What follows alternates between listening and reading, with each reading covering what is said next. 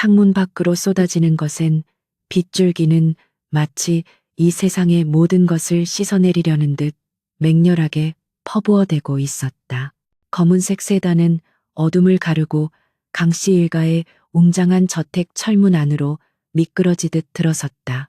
한서연은 차가운 유리창에 이마를 대고 빗물에 번져 흐릿해진 풍경을 멍하니 응시했다. 오늘 밤 그녀는 자신의 이름과 자유 그리고 미래를 모두 뒤로한 채 팔려가는 재물처럼 이 낯선 감옥으로 발을 들이고 있었다. 차문이 열리자 차가운 밤 공기가 훅 끼쳐 들어와 그녀의 얇은 코트깃을 파고들었다. 우산을 든 수행원이 무표정한 얼굴로 문을 열어주었지만 그 태도에는 공손함보다는 기계적인 의무감만이 서려 있었다. 서연은 깊은 숨을 들이쉬며 떨리는 손끝을 주먹 쥐어 감추고 차에서 내렸다. 눈앞에 펼쳐진 거대한 저택은 화려했지만 생기라고는 전혀 느껴지지 않는 차가운 회색빛 성체와도 같았다. 저택의 내부는 숨막힐 듯 고요했고 살아있는 사람의 집이라기보다는 정교하게 꾸며진 무덤에 가까웠다. 복도를 지나가는 고용인들은 서연을 향해 호기심과 은근한 경멸이 섞인 시선을 던졌으나 누구도 따뜻한 환영의 인사를 건네지 않았다. 거대한 홀 중앙에 선 그녀는 자신의 작은 여행 가방을 꽉 쥐며 하얗게 질린 손가락에 힘을 주었다. 이곳에서 그녀는 환영받지 못하는 이방인이자 쓸모없는 물건을 대신해 들어온 대용품에 불과했다. 차가운 대리석 바닥을 울리는 구두굽 소리와 함께 머리가 희끗희끗한 중년의 남성이 서연의 앞으로 다가왔다. 그는 강태준의 수석 집사 김 실장이었다. 그의 눈빛은 예리하고 차가웠으며 서연을 위아래로 훑어보는 시선에는 노골적인 불신이 담겨 있었다. 그는 고개를 까딱하며 짧게 목례를 했지만 그 동작에는 존경심이라고는 찾아볼 수 없었다. 오시느라 고생하셨습니다. 한서연 씨.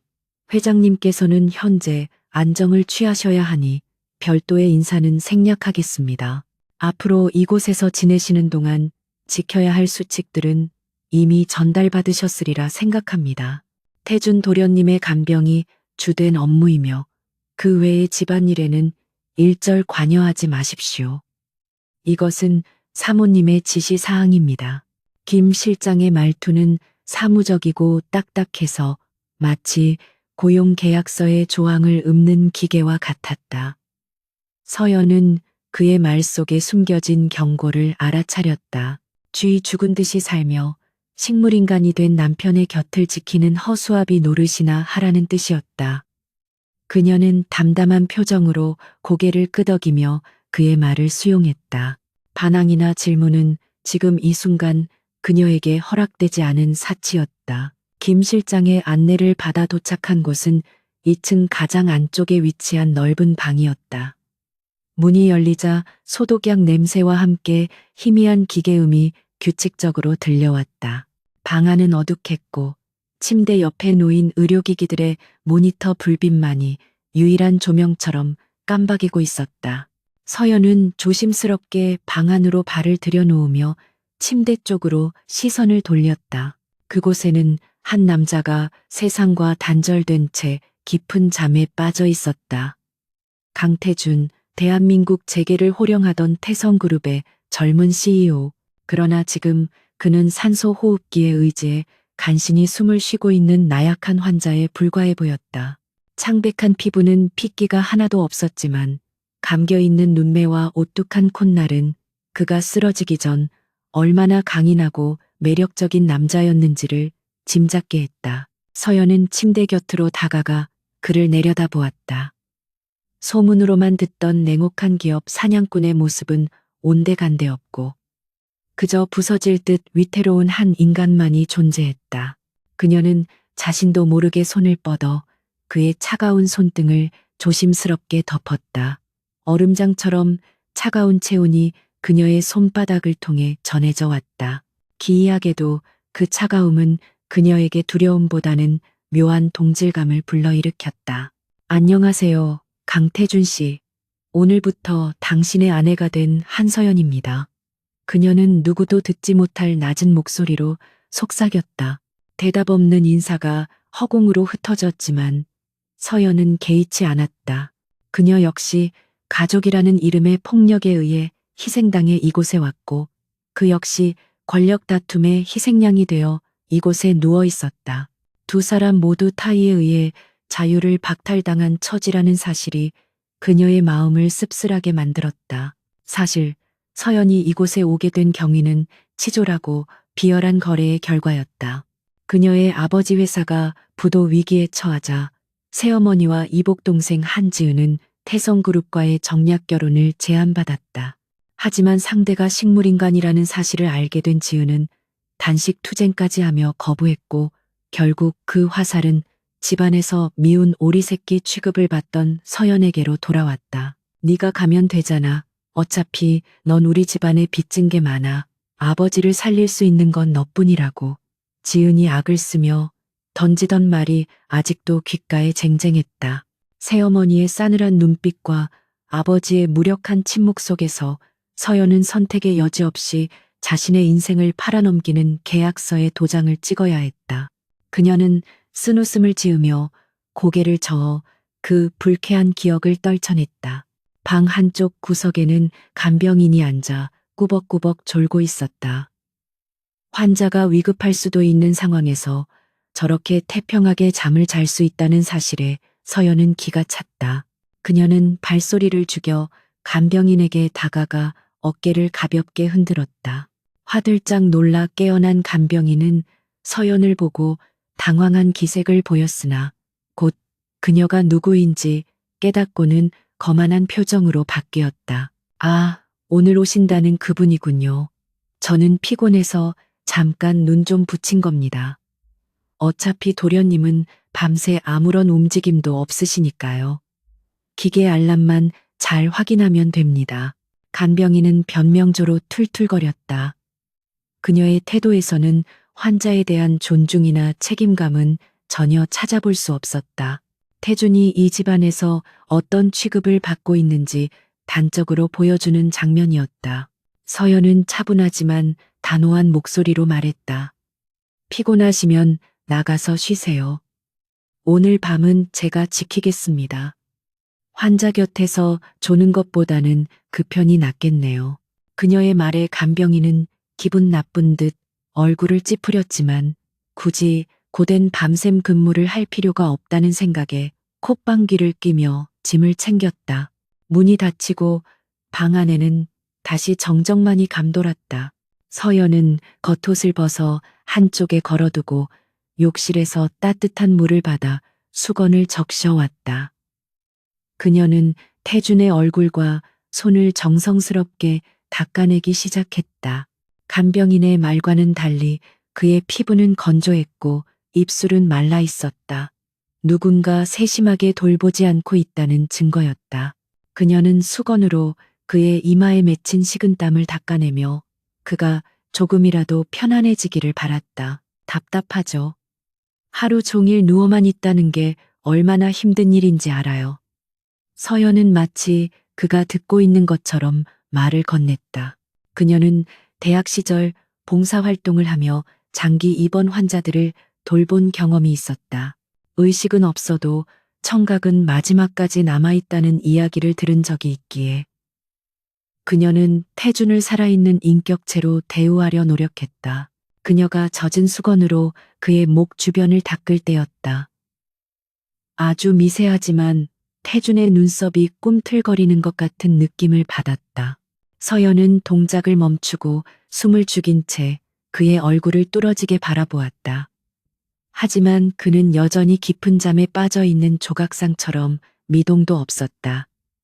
자신의 착각이었을까? 긴장과 피로가 겹쳐 헛것을 본 것일지도 모른다고 그녀는 생각했다. 창밖의 빗소리는 점점 더 거세지고 있었고 가끔씩 번쩍이는 번개가 방 안을 하얗게 밝혔다. 서연은 창가로 다가가 두꺼운 암막 커튼을 조금 걷어냈다.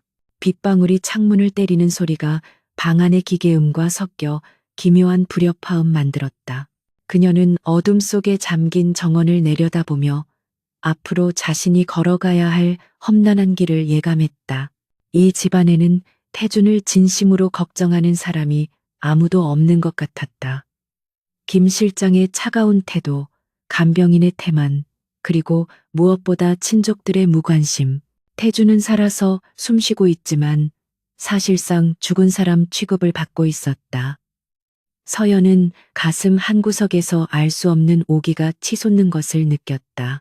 자신을 팔아치운 가족들에게 보란 듯이 살아남고 싶었고 이 고립무원인 남자도 지켜내고 싶어졌다. 당신이나 나나 참 처량한 신세네요. 서연은 다시 침대 옆 보조의자에 앉으며 중얼거렸다. 그녀는 태준의 헝클어진 앞머리를 조심스럽게 정리해 주었다. 그때 그의 목에 걸린 작은 펜던트가 그녀의 눈에 들어왔다. 낡고 투박한 은색 펜던트였는데 화려한 재벌가의 후계자와는 어울리지 않는 물건이었다. 그녀가 호기심에 펜던트를 살짝 들어 올리려던 순간 문이 벌컥 열리며 날카로운 목소리가 정적을 깨뜨렸다. 지금 뭐 하는 짓이지? 문 앞에는 화려한 드레스를 입은 중년의 여성이 서 있었다. 짙은 화장에 서늘한 눈매, 온몸을 휘감은 명품 보석들. 그녀는 태준의 숙모이자 현재 태성그룹의 실세 중 하나인 최명희 이사였다. 최 이사는 혐오스러운 벌레를 보듯 서연을 노려보며 방 안으로 성큼성큼 걸어 들어왔다. 들어오자마자 남편의 물건에 손을 대 역시 근본 없는 집안에서 자란 티를 내는구나. 네가 이곳에 온 건 태준이 수발이나 들라고 부른 거지. 안주인 행세를 하라고 부른 게 아니야. 주제 파악 똑바로 해. 그녀의 말은 비수처럼 날카롭게 서연의 가슴을 찔렀다. 서연은 자리에서 일어나 고개를 숙였지만 눈빛만은 흔들리지 않았다. 죄송합니다. 옷매무새를 정리해 드리려던 것뿐입니다. 다른 의도는 없었습니다. 그녀는 침착하게 대응했지만 최 이사는 코웃음을 쳤다. 변명은 필요 없어. 내 눈에 거슬리는 짓 하지 마.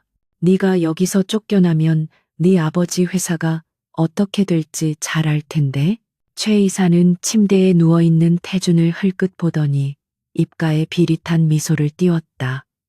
쯧쯧 불쌍한 태준이. 어쩌다 이런 꼴이 되어서는. 하지만 걱정 마라.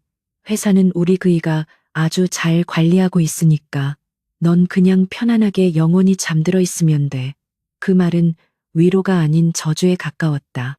서연은 등골이 서늘해지는 것을 느꼈다. 그녀들이 나간 후 서연은 다시 태준의 곁에 앉았다. 방금 전 최 이사의 말은 단순한 악담이 아니었다. 그것은 태준이 깨어나기를 원치 않는 세력이 분명히 존재한다는 명백한 증거였다.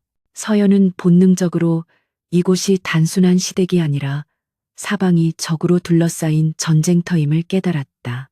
그리고 그녀의 운명은 이제 이 침묵하는 남자와 때려야 뗄 수 없는 관계가 되어버렸다.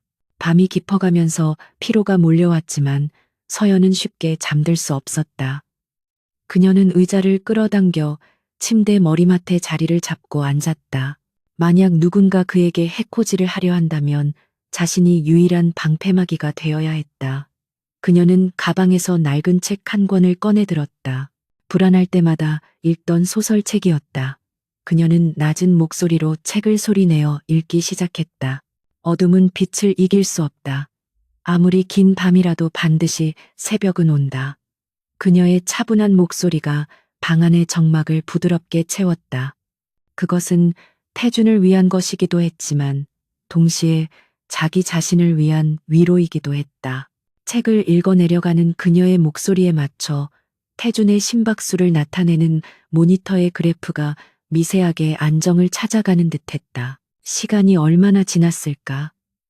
새벽 3시를 알리는 괴종시계 소리가 멀리서 들려왔다. 서연은 책을 덮고 잠시 기지개를 켰다. 그때였다. 닫혀있던 창문이 덜컹거리며 바람 소리가 새어 들어왔다. 분명 아까 꽉 닫아두었던 창문이었다. 서연은 의아함을 느끼며 자리에서 일어나 창가로 다가갔다. 창문 잠금 장치가 풀려 있었다. 등 뒤에서 인기척이 느껴진 건 그 순간이었다. 소름 끼치는 감각에 서연이 급히 뒤를 돌았을 때 열린 문틈으로 검은 그림자가 빠르게 사라지는 것이 보였다. 누군가 방 안에 들어왔던 것이다. 아니, 그녀가 책을 읽는 동안 지켜보고 있었을지도 모른다. 서연은 심장이 거칠게 뛰는 것을 느끼며 문으로 달려가 복도를 살폈지만 보이는 것은 길고 어두운 빈 복도뿐이었다. 그녀는 다시 방으로 돌아와 문을 잠그고 태준의 상태를 살폈다. 다행히 그는 그대로였다. 하지만 침대 시트 한 구석이 약간 구겨져 있었다. 누군가 그녀의 시선을 피해 태준에게 접근하려 했던 것일까?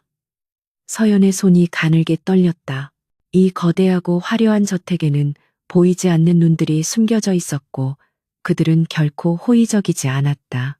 서연은 태준의 손을 다시 잡았다. 이번에는 아까보다 더 꽉 잡았다. 걱정 말아요. 제가 지켜줄게요. 무슨 일이 있어도. 그것은 허공에 흩어지는 맹세였지만 그녀의 눈빛만은 결연했다. 식물인간이 된 남편, 그를 둘러싼 음모, 그리고 그 한가운데 던져진 자신. 이 지옥 같은 곳에서 살아남기 위해 그녀는 강해져야만 했다. 창밖에서는 여전히 폭우가 쏟아지고 있었고 강씨 가문의 첫날 밤은 그렇게 불안과 긴장 속에서 깊어가고 있었다. 하지만 서연은 알지 못했다. 그녀가 잡고 있는 그 차가운 손의 주인이 사실은 의식의 심연 속에서 그녀의 모든 말과 행동을 지켜보고 있었다는 사실을. 그리고 그녀가 읽어준 책의 구절처럼 그가 곧 다가올 새벽을 준비하고 있다는 것을. 저택에서의 시간은 무겁고 느리게 흘러갔다. 한서연이 강씨 가문의 저택에 들어온 지 일주일이 지났지만 그녀를 향한 적대적인 시선은 조금도 줄어들지 않았다. 오히려 그녀가 강태준의 곁을 잠시도 떠나지 않고 헌신적으로 간호할수록 김 실장과 고용인들의 감시는 더욱 집요해졌다. 그들은 마치 서연이 실수하기만을 혹은 지쳐서 나가떨어지기만을 기다리는 하이에나 무리 같았다. 하지만 서연은 그들의 예상을 비웃기라도 하듯 묵묵히 자신의 자리를 지켰다. 매일 아침 6시 서연은 누구보다 일찍 일어나 태준의 상태를 점검하는 것으로 하루를 시작했다. 굳어가는 근육을 풀어주기 위해 팔다리를 마사지하고 욕창이 생기지 않도록 체위를 변경해주는 일은 고된 노동이었다. 간병인이 해야 할 일이었지만 그 여자는 서연이 보고 있지 않으면 대충 신용만 하거나 핸드폰을 만지작거리기 일쑤였다. 서연은 불평하는 대신 자신이 직접 그 모든 일을 도맡았다. 그녀에게 태주는 단순한 환자가 아니라 이 적진 한복판에서 유일하게 자신과 같은 편에 서 있는 침묵의 동지였기 때문이다. 그러던 어느 날 오후 서연은 평소와 다른 이상한 낌새를 감지했다. 담당 간호사가 태준의 링거액을 교체하러 들어왔을 때였다. 평소라면 투명한 수액이어야 할 링거병에 미세하게 노르스름한 빛을 띠는 약물이 섞여 있었다. 서연은 직감적으로 간호사의 앞을 막아섰다. 잠시만요. 이건 평소에 맞던 영양제가 아닌 것 같은데요? 처방전에는 이런 약물이 추가된다는 내용이 없었어요. 그녀의 날카로운 지적에 간호사의 눈동자가 심하게 흔들렸다. 아, 이건 새로 처방된 근육 이완제입니다. 원장님께서 특별히 지시하신 거예요. 사모님도 알고 계시고요. 간호사는 황급히 둘러댔지만 식은땀을 흘리며 시선을 피하는 모습이 퍽이나 수상쩍었다. 서연은 물러서지 않았다. 그렇다면 주치의 선생님께 직접 확인해 보겠습니다. 지금 전화를 걸어주세요. 서연이 수화기를 들려하자 당황한 간호사는 링거병을 낚아채듯 회수하며 뒤로 물러났다. 제가 다시 확인하고 오겠습니다. 착오가 있었나 보네요. 간호사가 도망치듯 방을 빠져나간 후 서연은 쿵쾅거리는 가슴을 진정시키며 태준을 돌아보았다. 만약 그녀가 그 자리에 없었다면 저 정체불명의 약물이 그의 혈관을 타고 흘러들어갔을 것이다. 이것은 단순한 실수가 아니었다. 누군가 의도적으로 태준의 회복을 방해하거나 혹은 더 끔찍한 결과를 초래하려 하고 있음이 분명했다. 등골이 오싹해지는 공포가 밀려왔지만 동시에 서연의 눈빛은 더욱 단단해졌다. 그날 이후 서연은 태준에게 들어오는 모든 약물과 음식을 철저하게 검수했다. 그녀는 잠을 줄여가며 의학 서적을 뒤져 약품의 성분을 공부했고 식사는 반드시 자신이 먼저 맛을 본 뒤에야 튜브를 통해 주입했다. 저택 사람들은 그런 그녀를 유난 떤다며 비웃었지만 서연은 아랑곳하지 않았다. 그녀의 이런 필사적인 노력은 침묵 속에 잠겨 있던 태준의 의식 깊은 곳에 작은 파동을 일으키고 있었다. 며칠 뒤 날씨가 유난히 화창했다. 서연은 의사의 권유를 핑계 삼아 태준을 휠체어에 태우고 정원으로 나갔다. 며칠 내내 어두운 방 안에만 갇혀 있던 그에게 바깥 공기를 쐬어주고 싶었다. 정원은 아름답게 가꾸어져 있었지만 곳곳에 감시 카메라가 설치되어 있어 마치 거대한 감옥의 산책로처럼 느껴졌다. 서연은 카메라의 사각지대를 찾아 천천히 휠체어를 밀었다.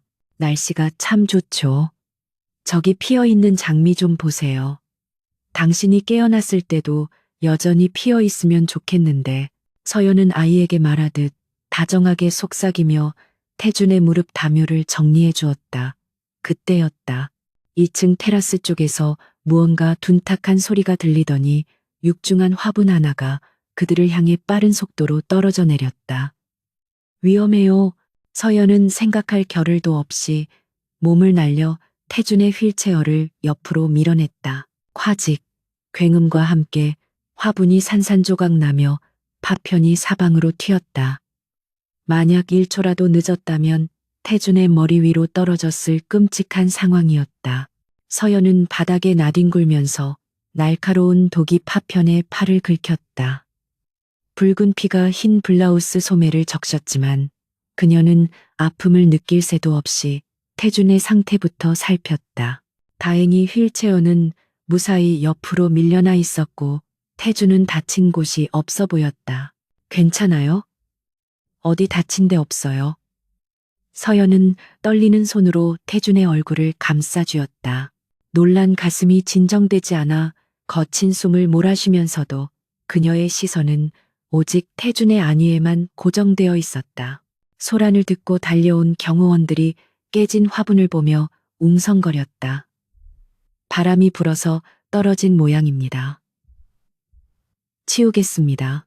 경호팀장의 무미건조한 보고에 서연은 입술을 깨물었다.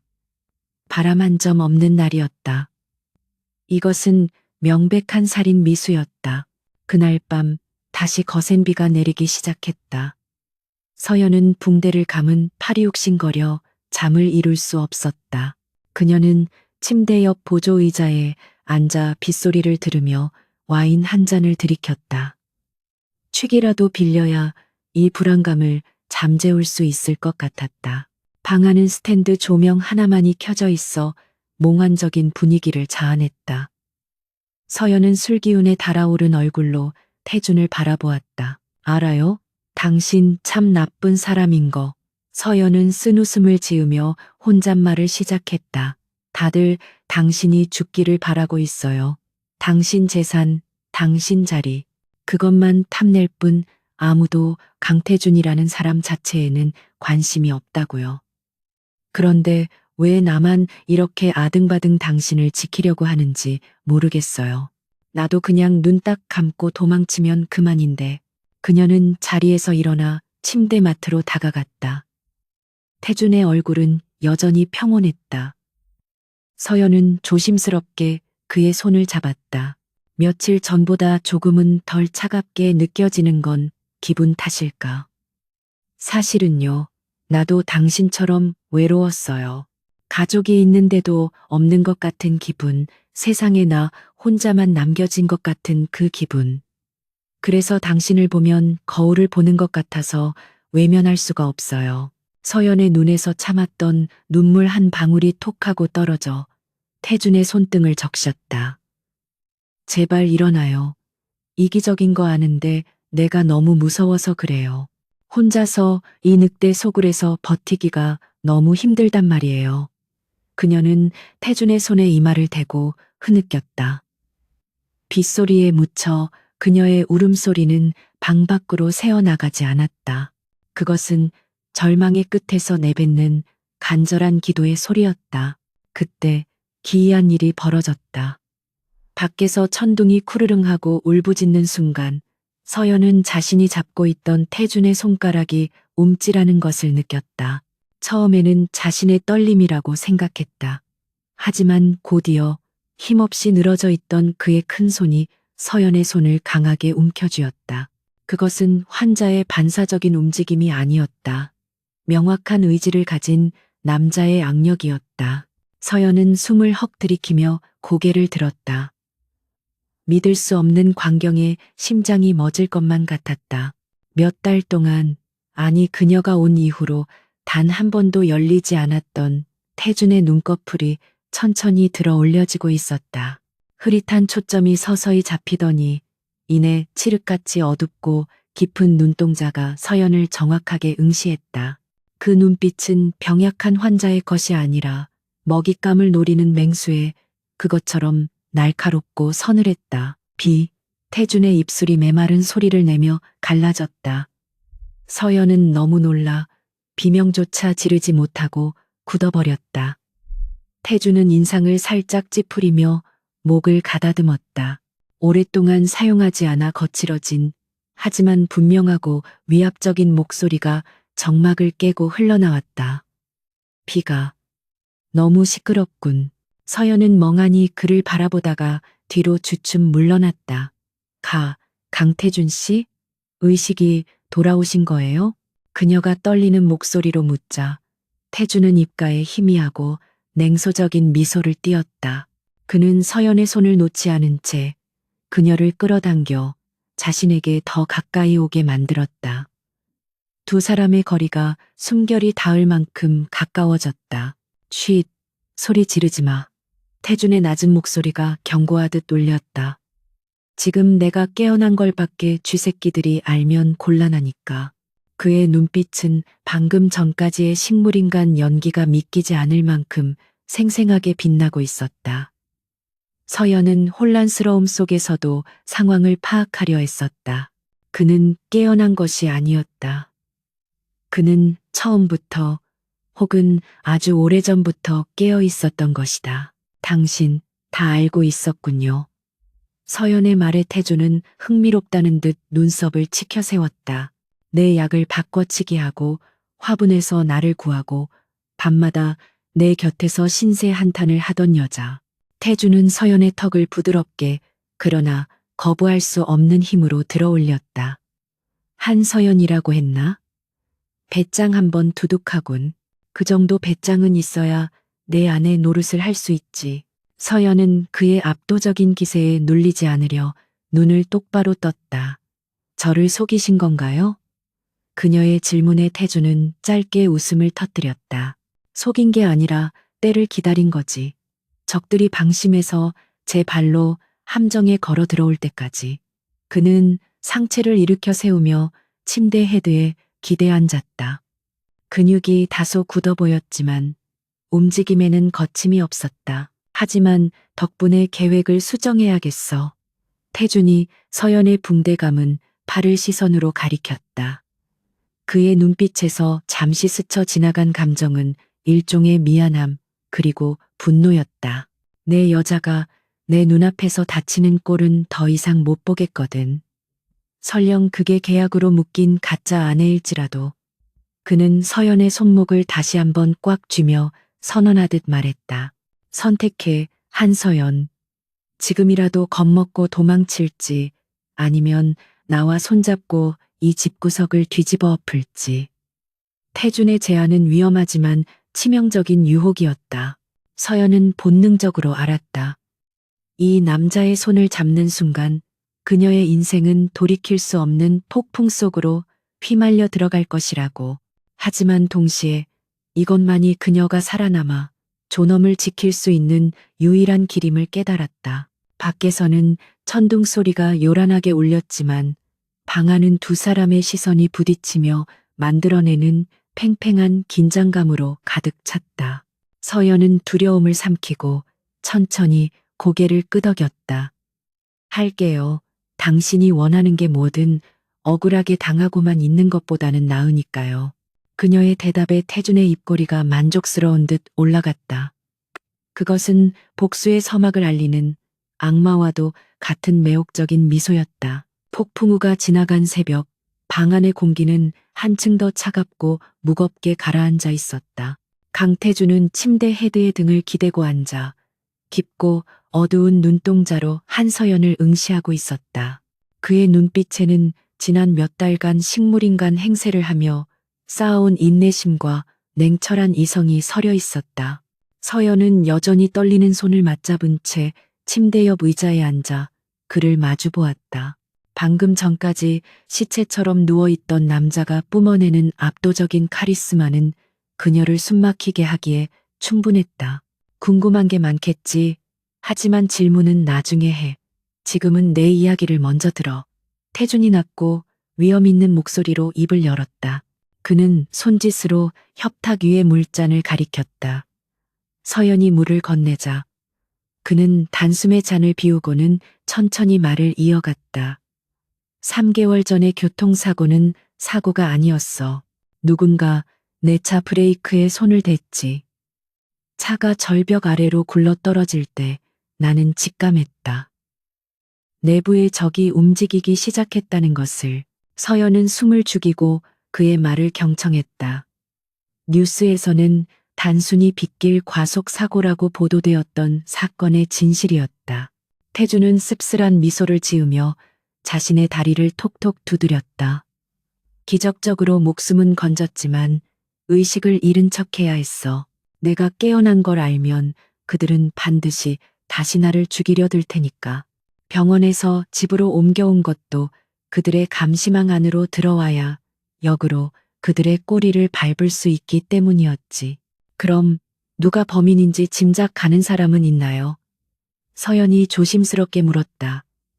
태준의 눈매가 날카롭게 좁아졌다. 내 숙부, 강인철, 그리고 내 이복동생 강민재.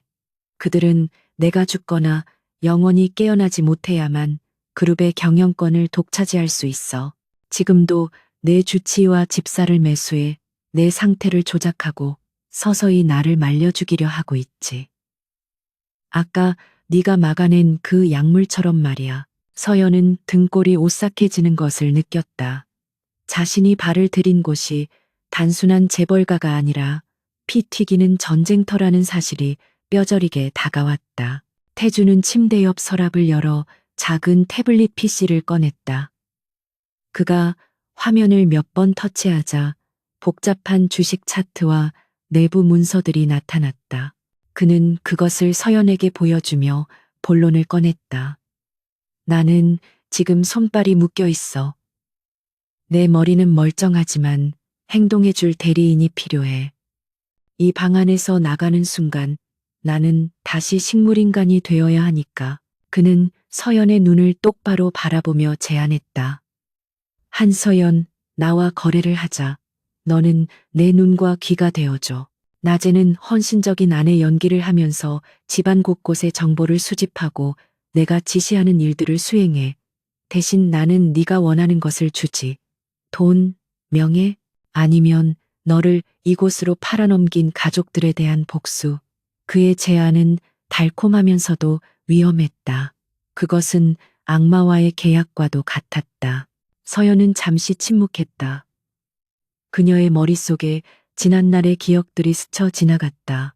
아버지의 빚 때문에 억지로 팔려오던 날, 새어머니의 비웃음, 이복동생의 안도하는 표정, 그리고 이곳에서 겪은 수모들. 그녀는 고개를 들어 태준을 바라보았다. 돈은 필요 없어요. 복수도 제가 직접 할 수 있게 힘만 빌려주세요. 제가 원하는 건 딱 하나예요. 자유. 이 일이 끝나면 저를 이 지옥 같은 결혼 생활과 제 원가족으로부터 완전히 자유롭게 해주세요. 이혼 서류에 도장 찍고 누구의 간섭도 받지 않는 삶을 살게 해주세요. 태주는 의외라는 듯 눈썹을 치켜세웠다. 보통의 사람이라면 거액의 위자료를 요구했을 상황이었다. 하지만 서연의 눈빛은 흔들림 없이 맑고 강인했다. 태주는 피식 웃음을 흘리며 고개를 끄덕였다. 좋아, 합리적인 조건이군.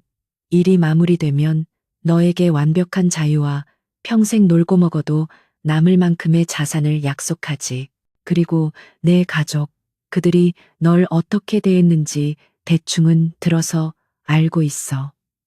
그 부분에 대해서도 확실하게 보상해주지. 구두 계약은 믿지 않아요. 서연이 단호하게 말했다. 태주는 잠시 그녀를 응시하다가 침대 밑바닥의 비밀 금고를 가리켰다. 저기 안쪽 패널을 눌러봐. 서연이 시키는 대로 하자 바닥에 타일이 밀리며 작은 금고가 나타났다. 태준이 불러준 비밀번호를 입력하자 금고가 열렸고 그 안에는 현금 뭉치와 서류들 그리고 녹음기가 들어있었다.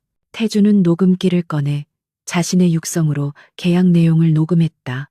나 강태준은 한서연과의 공조가 끝나는 즉시 그녀에게 이혼과 자유를 보장하며 태성물산 주식 3%를 양도할 것을 약속한다.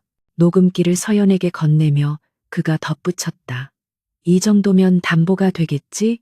주식 3%면 내 아버지 회사를 10번은 사고도 남을 금액이야. 서연은 녹음기를 받아들고 고개를 끄덕였다. 계약 성립이네요. 그럼 이제 제가 무엇을 하면 되나요? 그녀의 태도가 한층 적극적으로 변하자 태준의 표정도 진지해졌다. 그는 침대에서 내려와 서연의 앞으로 다가왔다. 굳어있던 다리를 펴고 일어서는 모습이 다소 위태로워 보였지만 그의 키는 생각보다 훨씬 컸다. 서연은 고개를 들어 그를 올려다보아야 했다. 우선 내일부터 저택의 모든 고용인들을 내 편으로 만들거나 최소한적으로 만들지 마. 특히 김 실장은 경계해야 해. 그는 숙부의 첩자야. 그리고 서재 있는 내 개인 금고에서 USB 하나를 찾아와야 해. 그 안에는 이중 장부가 들어있어. 김 실장이 감시하고 있어서 내가 직접 가져올 수가 없었거든.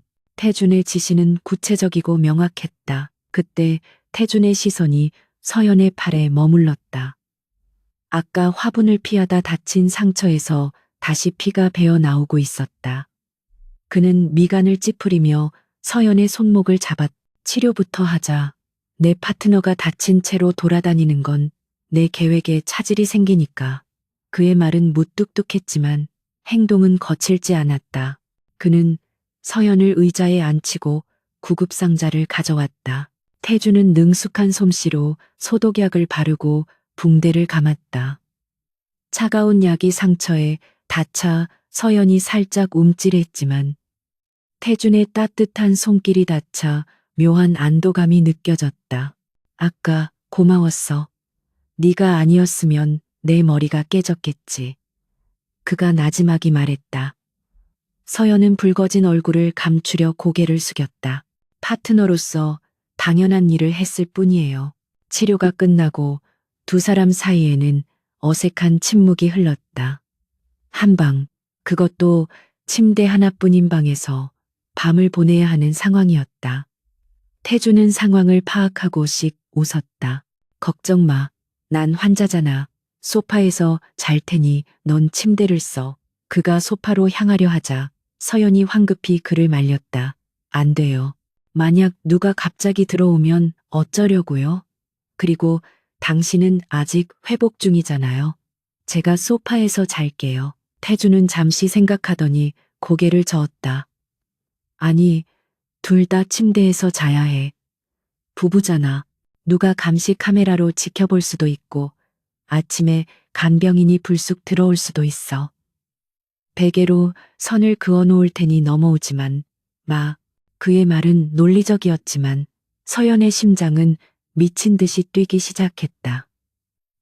낯선 남자, 그것도 엄청난 비밀을 공유한 남자와 한 침대를 써야 하다니. 결국 두 사람은 넓은 킹사이즈 침대에 나란히 누웠다. 가운데에는 긴 베개 하나가 놓여 있었다. 불을 끄자 방 안은 다시 어둠에 잠겼고 빗소리만이 희미하게 들려왔다. 태준의 규칙적인 숨소리가 바로 옆에서 들려오자 서연은 온몸의 신경이 곤두서는 것 같았다. 자, 태준의 목소리가 어둠 속에서 들려왔다. 아니요, 서연이 작게 대답했다. 내일 아침부터 전쟁이야. 푹 자도. 그리고 넌 혼자가 아니라는 걸 기억해. 내가 지켜보고 있으니까. 그 말은 그 어떤 위로보다도 서연에게 힘이 되었다. 그녀는 어둠 속에서 살며시 미소 지으며 눈을 감았다. 처음으로 이 차가운 저택이 춥지 않게 느껴졌다. 태준 역시 잠들지 못한 채 천장을 바라보며 생각에 잠겼다. 우연히 굴러들어온 이 여자가 자신의 인생을 바꿀 가장 강력한 변수가 될 줄은 그 역시 예상하지 못했던 일이었다. 다음 날 아침 햇살이 커튼 사이로 비스듬히 들어왔다. 서연이 눈을 떴을 때 태주는 이미 다시 식물인간 모드로 돌아가 있었다. 그는 꼼짝도 하지 않고 누워 있었지만 서연은 그의 손가락 끝이 미세하게 자신의 손등을 스치는 것을 느꼈다. 굿모닝이라는 그들만의 비밀스러운 인사였다. 서연은 자연스럽게 일어나 기지개를 켜고 헝클어진 머리를 정리했다. 문이 열리고 간병인과 김 실장이 들어왔다. 그들의 표정은 여전히 오만하고 무관심했다. 밤새 별일 없었습니까? 환자분 상태는요? 김 실장이 형식적인 질문을 던졌다. 어제까지만 해도 그들의 기세에 눌려 위축되었던 서연이었지만 오늘은 달랐다. 그녀의 뒤에는 진짜 주인이 버티고 있었다. 서연은 고개를 꼿꼿이 들고 김 실장을 정면으로 바라보았다. 별일 없었습니다. 하지만 김 실장님, 오늘부터는 식단을 좀 바꿔야겠어요. 남편의 영양 상태가 영 엉망이더군요. 제가 작성한 식단표대로 준비해 주세요. 그리고 이 방의 청소도 제가 직접 관리하겠습니다. 함부로 외부인이 드나드는 게 싫어서요. 서연의 당당한 요구에 김 실장은 당황한 듯 눈을 깜빡였다. 순종적이던 여자가 하루아침에 안주인 행세를 하니 기가 찰 노릇이었을 것이다. 한서연 씨, 주제넘은 행동은 삼가시는 게. 김 실장이 훈계하려 들자 서연이 그의 말을 끊었다. 제 남편을 돌보는 일입니다. 아내로서 당연한 권리 아닌가요? 아니면 제가 남편을 극진히 돌보는 게 불편하신 이유라도 있으신가요? 서연의 날카로운 지적에 김 실장의 얼굴이 굳어졌다. 그는 헛기침을 하며 시선을 피했다. 알겠습니다. 주방에 전달하죠.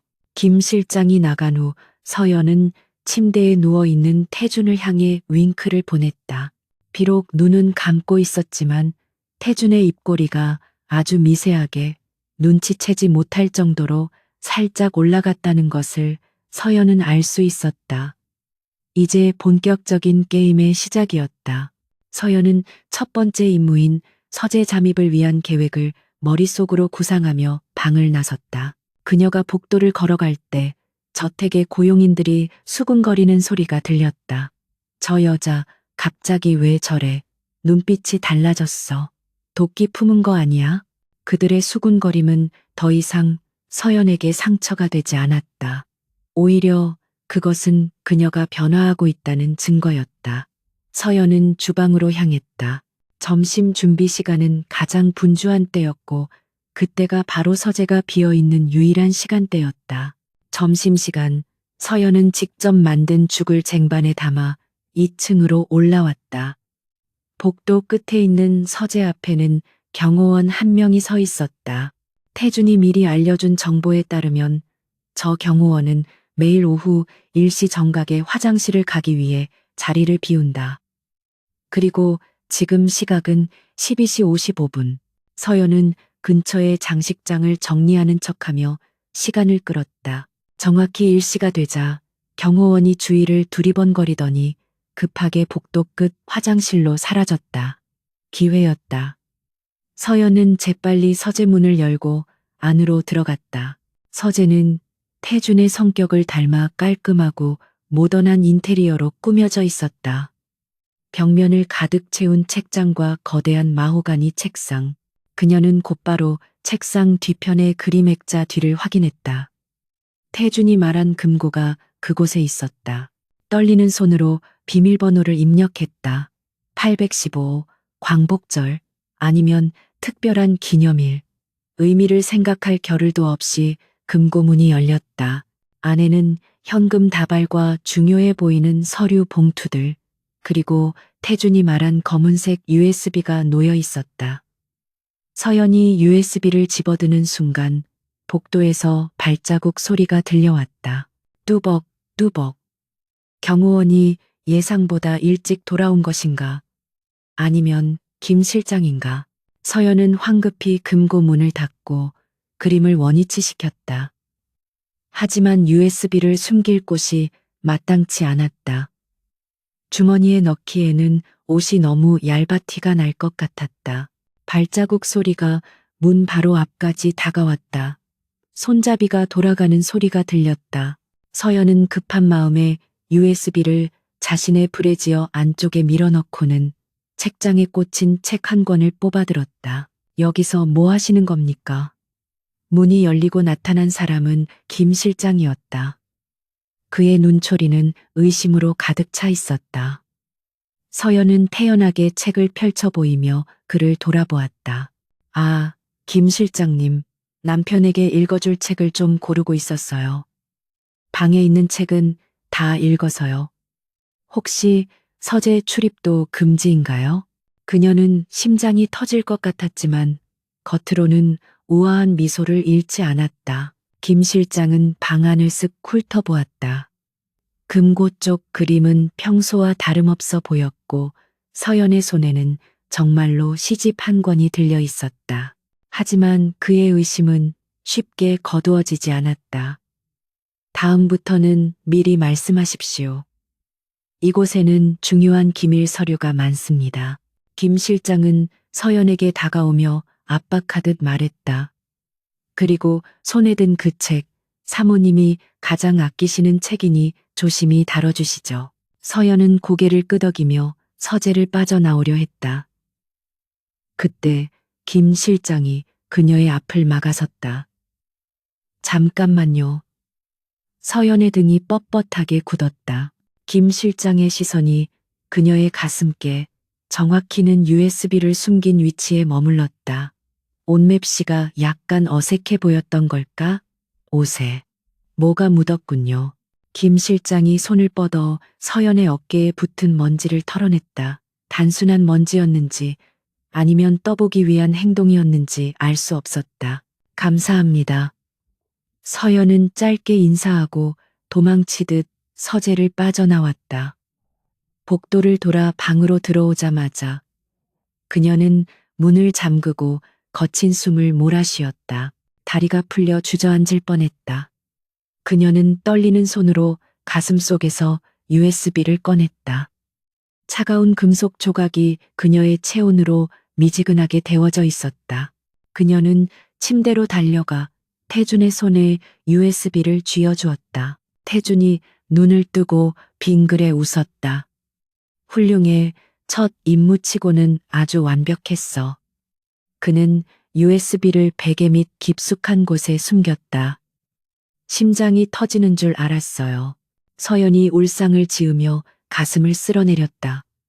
태주는 그런 그녀가 귀엽다는 듯 바라보다가 진지한 표정으로 말했다. 이제 시작일 뿐이야. 이 장부에는 숙부가 페이퍼 컴퍼니를 통해 회사 돈을 빼돌린 증거가 들어있어. 이걸로 놈들의 자금줄을 끊을 거야. 그날 밤 태주는 서연에게 USB의 내용을 분석해주며 앞으로의 계획을 설명했다. 두 사람은 머리를 맞대고 모니터를 들여다보았다. 늦은 밤, 스탠드 불빛 아래서 속삭이는 두 사람의 모습은 영락없는 공범이자 세상에서 가장 비밀스러운 연인 같았다.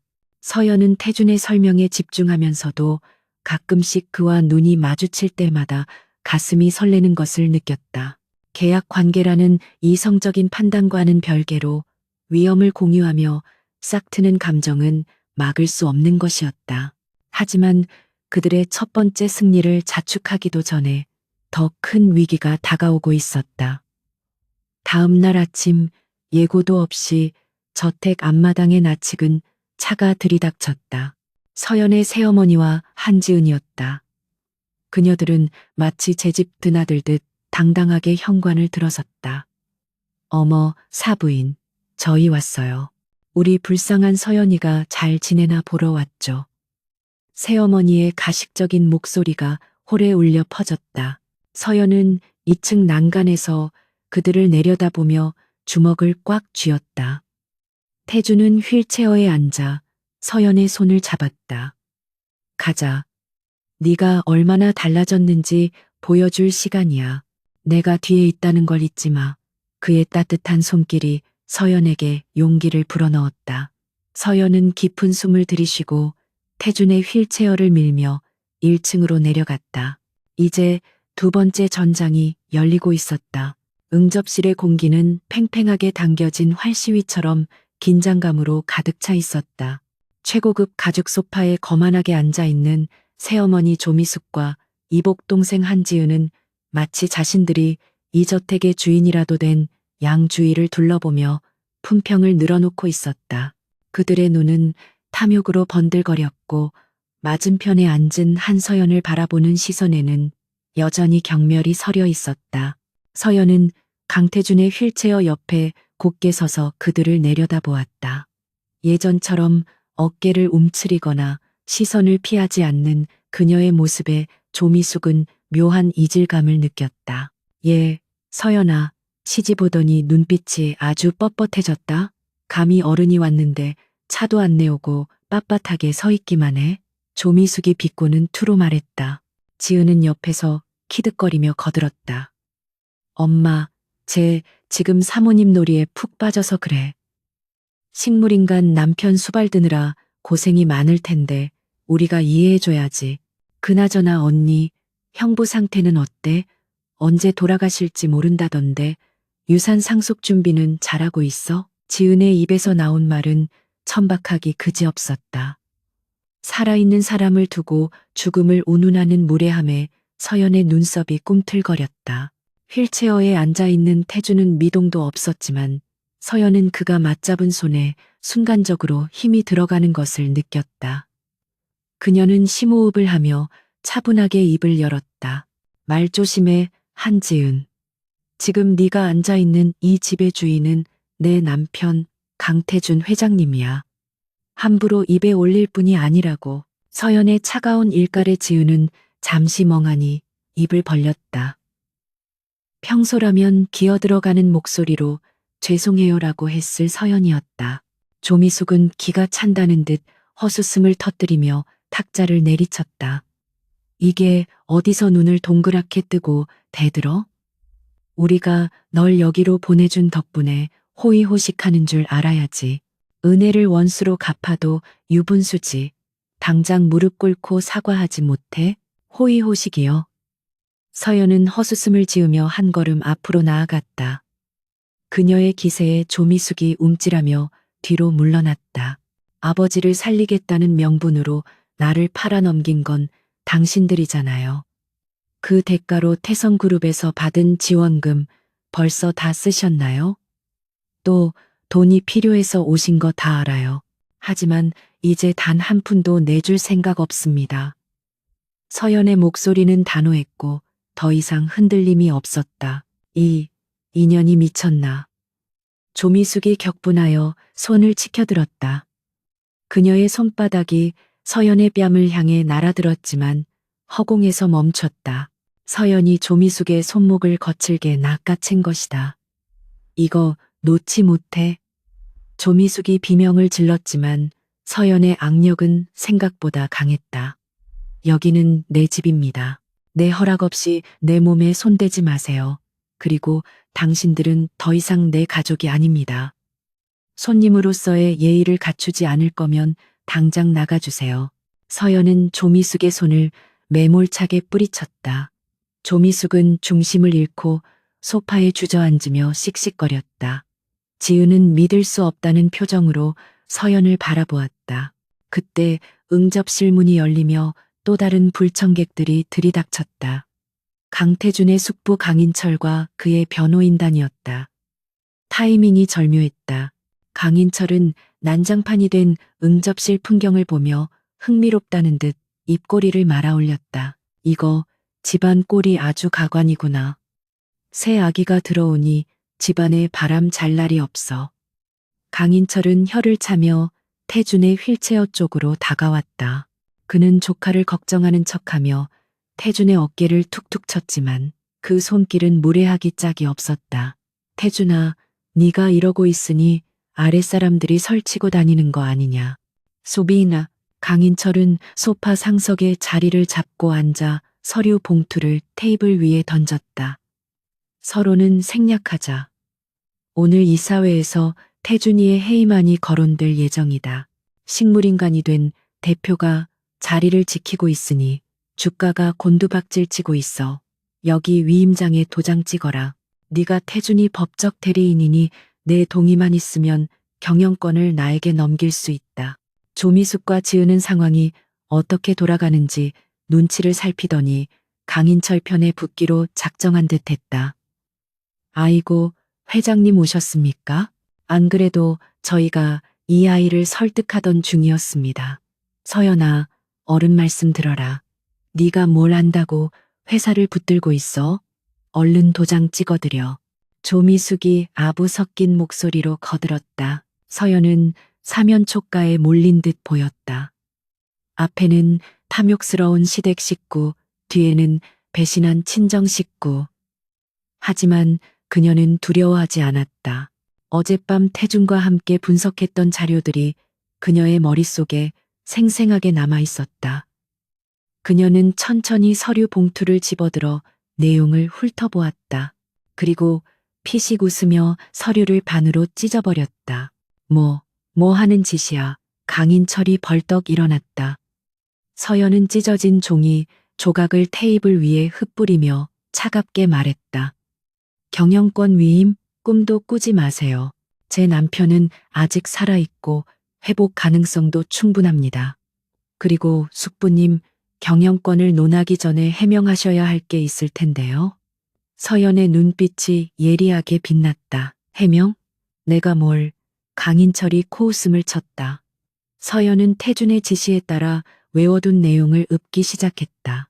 지난달 블루아트 갤러리를 통해 구매하신 미술품들 말이에요. 실제 가치보다 10배나 부풀려서 법인카드로 결제하셨더군요.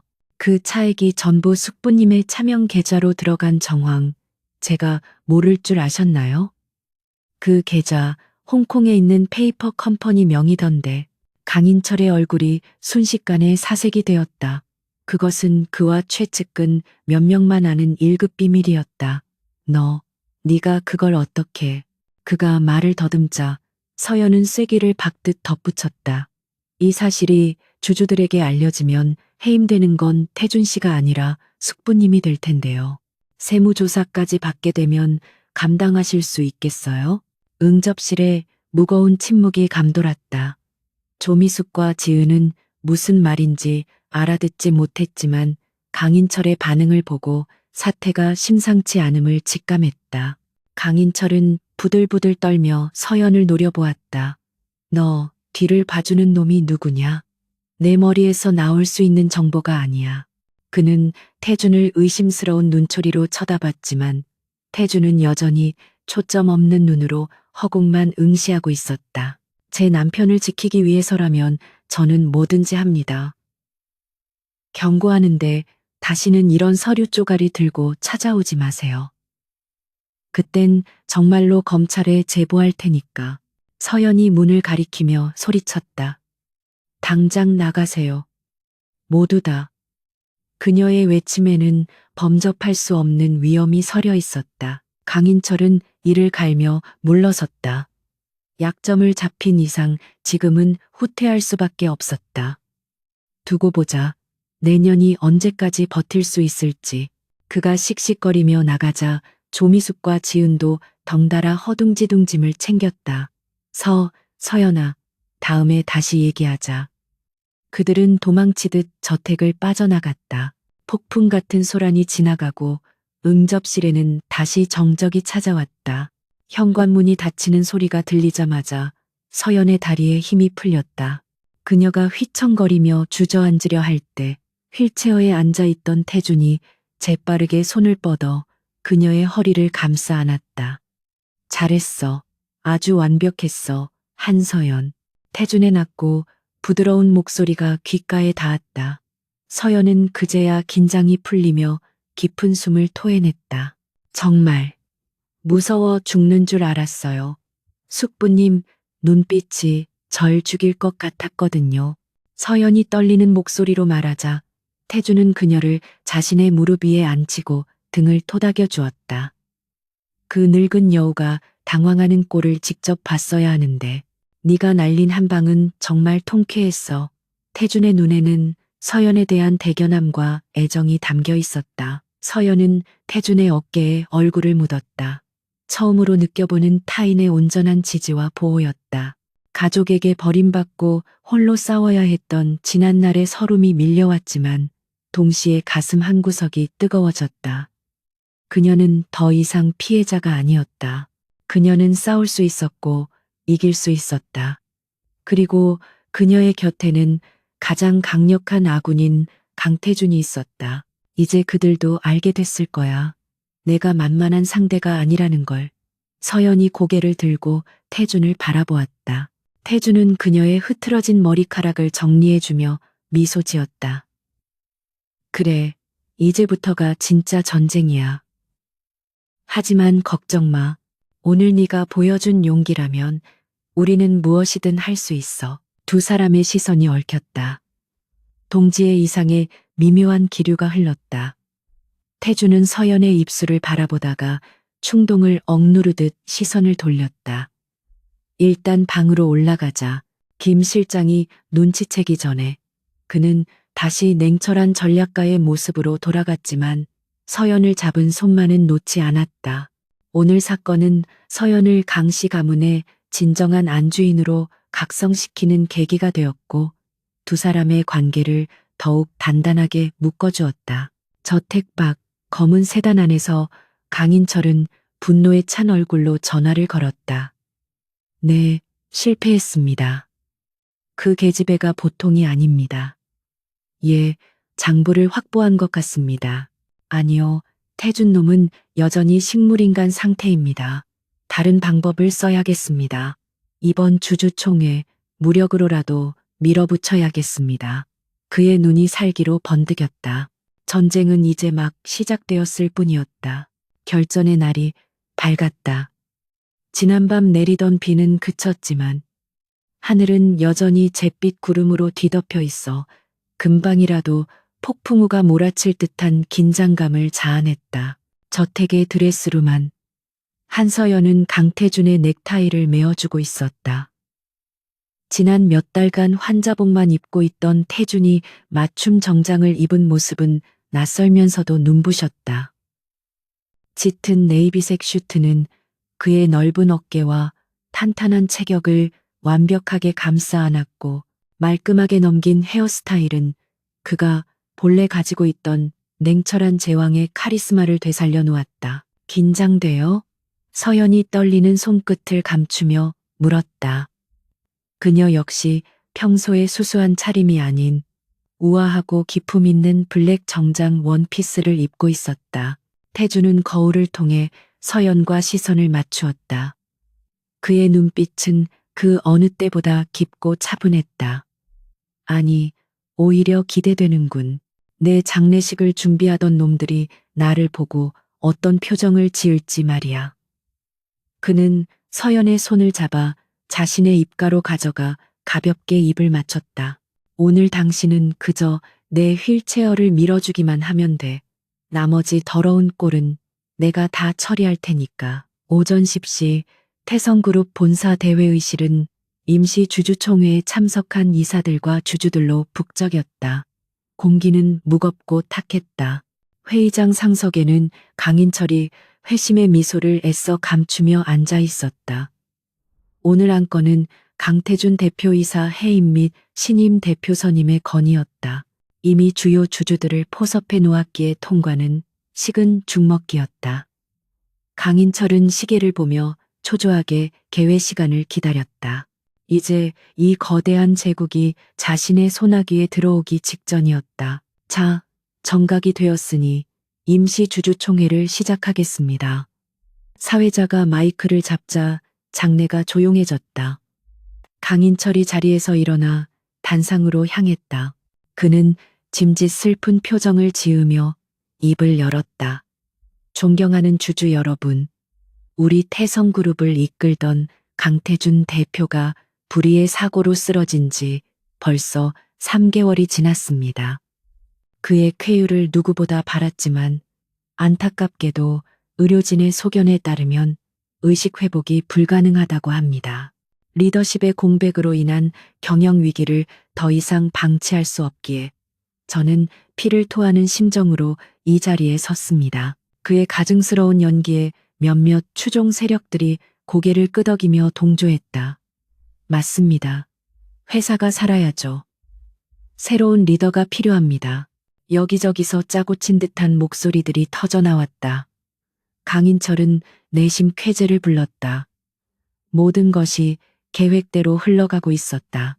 그는 준비한 연설을 이어가며 자신을 차기 대표로 추대하는 분위기를 조성했다. 그때였다. 굳게 닫혀있던 회의장 뒷문이 굉음과 함께 활짝 열렸다. 잠깐만요. 그 회의 법적 효력이 없습니다. 맑고 또렷한 목소리가 장내를 울렸다. 모든 사람의 시선이 일제히 입구로 쏠렸다. 그곳에는 서연이 태준의 휠체어를 밀고 당당하게 서 있었다. 태준은 여전히 고개를 약간 숙인 채 담요를 덮고 있어 그의 표정은 잘 보이지 않았지만 서연의 눈빛만은 강렬하게 빛나고 있었다. 갑작스러운 불청객의 등장에 장내는 순식간에 술렁거렸다. 아니, 저건 강 대표의 부인 아닌가? 환자를 데리고 여기까지 오다니 무슨 짓이야? 웅성거리는 소리 속에서 강인철의 얼굴이 불그락부르락해졌다. 그는 단상에서 소리쳤다. 지금 신성한 주주총회장에 뭐 하는 짓인가? 당장 저 여자와 환자를 내보내. 경호원들이 다가오려 하자 서연은 한 손을 들어 그들을 제지했다. 저는 강태준 대표의 법적 대리인 자격으로 이 자리에 왔습니다. 주주총회 참석은 정당한 권리입니다. 서연은 휠체어를 밀고 천천히 그러나 거침없이 단상 쪽으로 걸어 나갔다. 모세의 기적처럼 사람들이 양옆으로 길을 터주었다. 그녀는 강인철의 바로 앞까지 다가가 멈춰 섰다. 숙부님, 아니 강인철 이사님. 남편의 의식 회복이 불가능하다는 의료진의 소견서는 도대체 어디서 나온 겁니까? 제 남편은 아주 잘 회복하고 있습니다. 서연의 도발에 강인철은 코웃음을 쳤다. 헛소리, 식물인간이 된 놈을 휠체어에 태워와서 감성팔이라도 하겠다는 건가? 꼴사납군. 어서 끌어내. 강인철의 고함에 경호원들이 서연의 팔을 잡으려 달려들었다. 서연이 위협을 느끼고 움찔하던 바로 그 순간이었다. 휠체어에 힘없이 앉아있던 태준의 손이 번개처럼 움직여 경호원의 팔목을 낚아챘다. 내 안에 몸에 손대지 마. 낮게 깔린 그러나 지옥에서 울려 퍼지는 듯한 서늘한 목소리였다. 회의장에 있던 모든 사람의 숨이 턱 막혔다. 태준은 덮고 있던 담요를 거칠게 걷어내고 천천히 자리에서 일어났다. 185cm가 넘는 그의 장신이 온전히 펴지자 그가 뿜어내는 위압감은 회의장을 압도했다. 그는 굳은 목을 가볍게 풀며 창백하게 질린 강인철을 내려다보았다. 오랜만이십니다, 숙부님. 제가 영원히 잠들어 있길 바라셨을 텐데 이렇게 두 눈 뜨고 나타나서 유감이군요. 장례는 충격과 공포의 도가니였다. 세상에 강 대표가 깨어났어. 멀쩡하게 걸을 수 있잖아. 주주들은 경악하며 웅성거렸고 강인철은 귀신이라도 본 듯 뒷걸음질 쳤다. 이게 어떻게? 분명히 의사가. 그는 말을 잇지 못하고 덜덜 떨었다. 태주는 여유로운 걸음걸이로 단상 위로 올라가 마이크를 잡았다. 본인 강태준, 오늘부로 경영일선에 복귀함을 선언합니다. 그리고 이 자리에서 우리 그룹을 좀먹고 있던 기생충들을 모조리 청소하려 합니다. 태준이 신호를 보내자 서연이 준비해온 노트북을 프로젝터에 연결했다. 대형 스크린에 강인철의 비자금 장부, 페이퍼 컴퍼니 내역, 그리고 결정적으로 태준의 차에 손을 댄 정비사의 자백 녹취록이 공개되었다. 브레이크 오일을 조작하라는 지시를 받았습니다. 강인철 이사님이 시키신 일입니다. 스피커를 통해 흘러나오는 증언의 회의장은 찬물을 끼얹은 듯 조용해졌다. 이건 조작이야. 모함이다. 강인철이 악을 쓰며 발버둥 쳤지만 이미 대세는 기울었다. 태주는 싸늘한 눈빛으로 그를 응시했다. 조작인지 아닌지는 검찰에서 밝혀지겠죠. 이미 모든 증거 자료는 수사 당국에 넘어갔습니다. 횡령, 배임, 그리고 살인 미수 교사 혐의까지 감옥에서 남은 여생을 보내며 반성하시길 바랍니다. 태준의 선고와 동시에 회의장 문이 열리고 경찰들이 들이닥쳤다. 강인철 씨, 당신을 긴급 체포합니다. 수갑이 채워지는 순간 강인철은 태준을 향해 저주를 퍼부었다. 네가 나한테 이럴 수 있어? 내가 네 핏줄인데. 태준은 눈 하나 깜짝하지 않고 대꾸했다. 핏줄이라서 봐준 게 이 정도입니다. 더 추한 꼴 보이지 말고 사라지세요. 강인철이 끌려나가자 회의장에는 태준을 지지하는 환호성이 터져 나왔다. 간신배 같던 이사들은 언제 그랬냐는 듯 태준에게 달려와 굽실거렸다. 태준은 그들의 아부를 무시하고 단상 아래로 내려와 서연에게 다가갔다. 그는 모든 사람이 보는 앞에서 서연의 어깨를 감싸 안았다. 이 사람은 내 아내이자 내가 가장 힘들 때 유일하게 나를 지켜준 생명의 은인입니다. 앞으로 한서연 씨에 대한 불경은 곧 나에 대한 도전으로 간주하겠습니다. 그의 공개적인 선언에 서연은 얼굴이 붉어졌지만 가슴 벅찬 감동을 느꼈다. 그녀는 더 이상 숨죽여 살아야 할 대용품이 아니었다. 회의가 끝나고 회장실로 돌아온 두 사람은 비로소 긴장을 풀 수 있었다. 태주는 소파에 털썩 주저앉으며 넥타이를 느슨하게 풀었다. 고생했어. 당신 덕분에 완벽한 쇼였어. 서연은 그에게 다가가 물잔을 건네며 미소 지었다.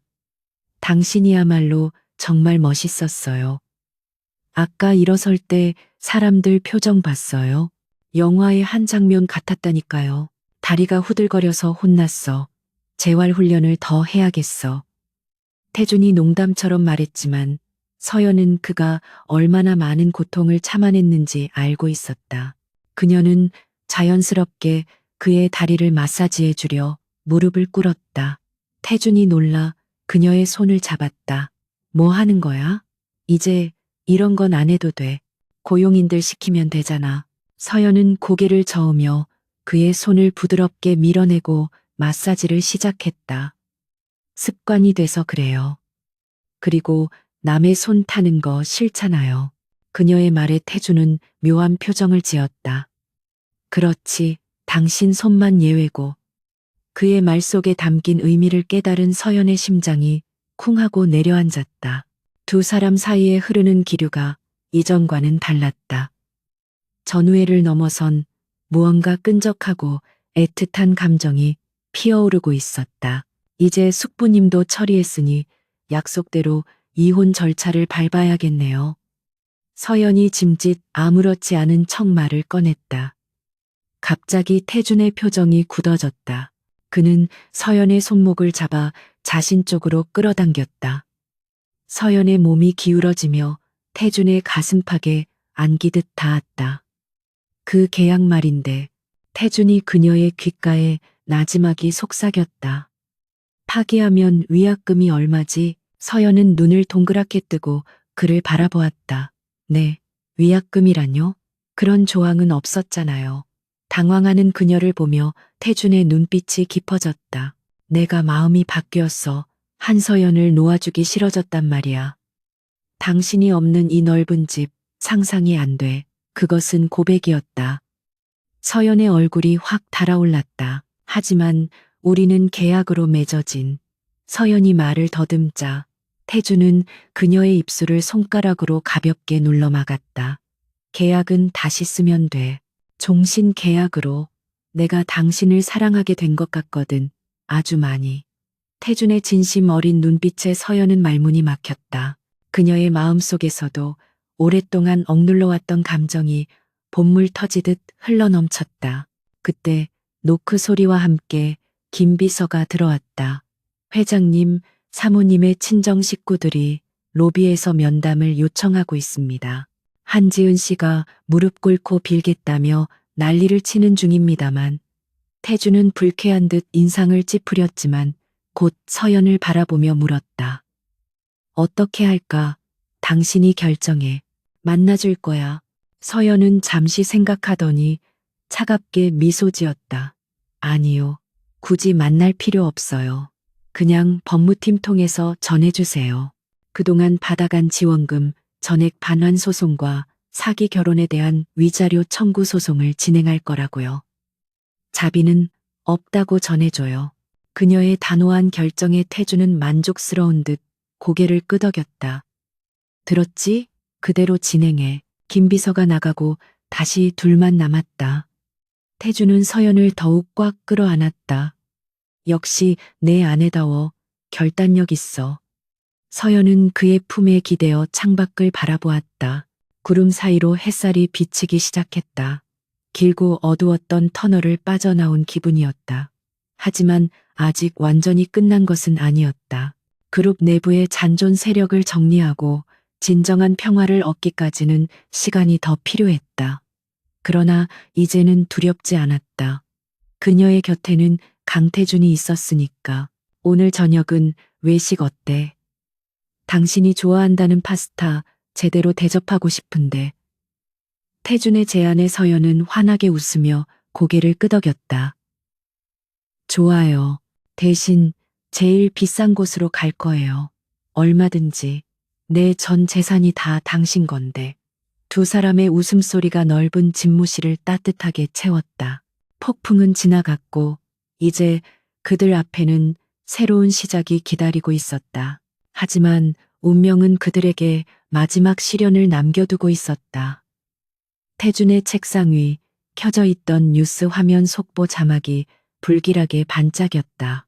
해외 도피 중이던 강인철의 비자금 관리인 의문의 교통사고로 사망. 아직 어둠 속에 숨어 있는 또 다른 적이 있다는 신호였다. 태준의 눈빛이 다시 날카로워졌다. 서연은 그의 손을 꼭 잡았다. 그들이 함께라면 그 어떤 적도 두렵지 않으리라. 태성그룹을 뒤흔들었던 경영권 분쟁이 강태준의 완벽한 승리로 끝난 지 일주일이 지났다. 폭풍의 중심에 있었던 강인철은 구속 수사를 받게 되었고 그를 따르던 임원들은 줄줄이 해임되거나 옷을 벗었다.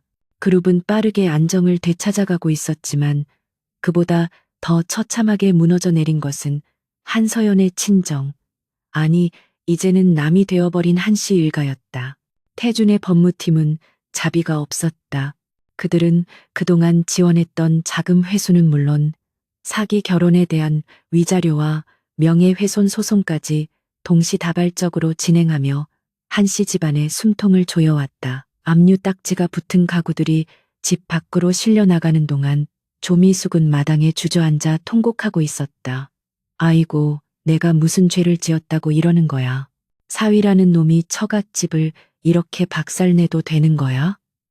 그녀의 울부짖음은 처절했지만 이를 지켜보는 집행관들의 표정은 냉담하기만 했다. 한지은 역시 헝클어진 머리로 구석에 서서 손톱만 물어뜯고 있었다.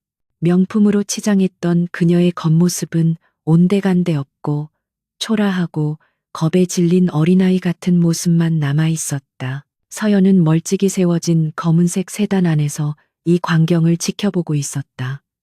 통쾌할 줄 알았던 복수의 순간은 의외로 덤덤했다. 가슴속에 맺혀있던 응어리가 풀리는 것 같으면서도 한편으로는 인생무상이라는 씁쓸함이 밀려왔다. 그녀는 천천히 차 창문을 올렸다. 가시죠, 김 기사님. 그녀의 짧은 지시에 차는 미련 없이 그곳을 떠났다. 이제 과거의 악연과는 영원한 작별이었다. 그녀는 더 이상 그들에게 휘둘리는 희생양이 아니었으며 그들의 불행에 죄책감을 느낄 필요도 없었다. 회사로 돌아온 서연은 회장실로 향했다. 태주는 산더미처럼 쌓인 결제 서류와 씨름하고 있었다. 복귀 후 그는 그동안의 공백을 메우기 위해 밤낮 없이 일에 매달렸다. 서연은 조용히 다가가 그의 책상 위에 커피를 놓았다. 태주는 서류에서 눈을 떼지 않은 채 미소 지었다. 왔어? 처가. 아니, 그 집 일은 잘 정리됐어.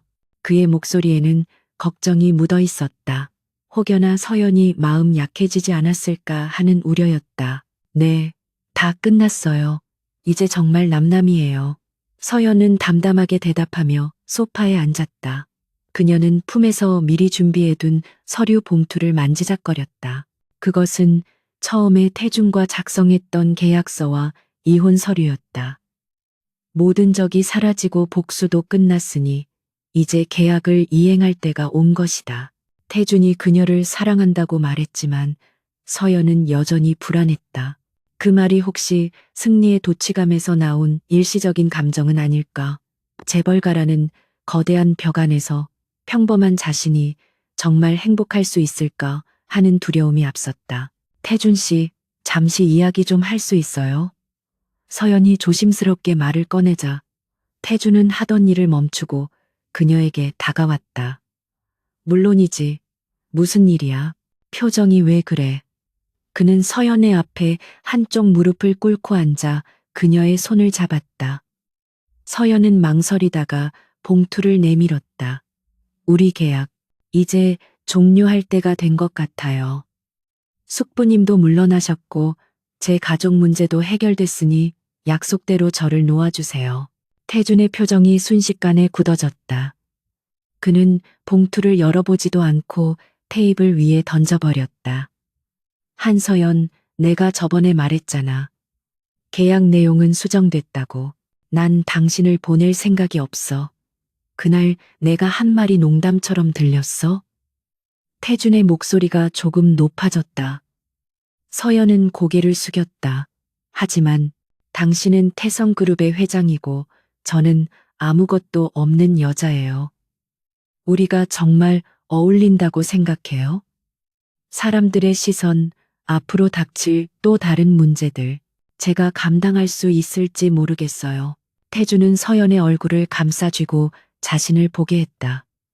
그의 눈동자는 흔들림 없이 강렬했다.